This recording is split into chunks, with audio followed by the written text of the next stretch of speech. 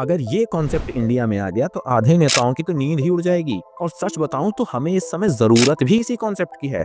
मैं बात कर रहा हूँ शैडो गवर्नमेंट की। अब शैडो गवर्नमेंट सब सुनने में कोई सीक्रेट माफिया जैसा लगता है, लेकिन ये माफिया नहीं है। ये एक सिस्टम है जहां पर अपोजिशन की जो पार्टी होती है वो अपनी एक पैरेलल सरकार चलाती है। एक शैडो पीएम होता है, एक शैडो फाइनेंस मिनिस्टर होता है, एक शैडो होम मिनिस्टर होता है, and so on. Her ministry का एक एग्जैक्ट डुप्लीकेट होता है जिसका काम होता है असली सरकार की सारी पॉलिसीज को एनालाइज करना और उसको रिटेलिएट करने के लिए अपनी पॉलिसीज पब्लिक के सामने रखना। यूके ने ये कॉन्सेप्ट सेंचुरीज पहले शुरू किया। तब उन्होंने ये डिसाइड किया था कि अगर मान लो सरकार फेल हो जाती है या हमें पता चलता है अचानक से कि हमारी सरकार बहुत ज्यादा करप्ट है, तब हम क्या करेंगे। सिस्टम का फ्लो तो रुकना नहीं चाहिए, तो कॉन्सेप्ट इंट्रोड्यूस किया गया शैडो गवर्नमेंट। ये गवर्नमेंट फुली प्रिपेयर्ड रहती है, फुली ट्रेंड रहती है और फुली अकाउंटेबल होती है। और दुनिया की टॉप डेमोक्रेसीज आज भी इसको फॉलो कर रही हैं, लेकिन इंडिया नहीं। अब ऐसा क्यों? क्योंकि पहले तो इंडिया में ऑपोजिशन बोलना ज्यादा पसंद करता है और काम करना कम पसंद करता है। एक दूसरे पर सिर्फ क्लेम्स लगाए जाते हैं और उसका कोई बेस भी नहीं होता। और दूसरा फैक्टर ये भी है कि किसी भी देश की गवर्नमेंट हो उसे अपना मिरर देखना इतना ज्यादा पसंद भी नहीं होता। लेकिन अगर ये कॉन्सेप्ट आ गया तो जरा पिक्चर करो कि हो क्या सकता है। मान लो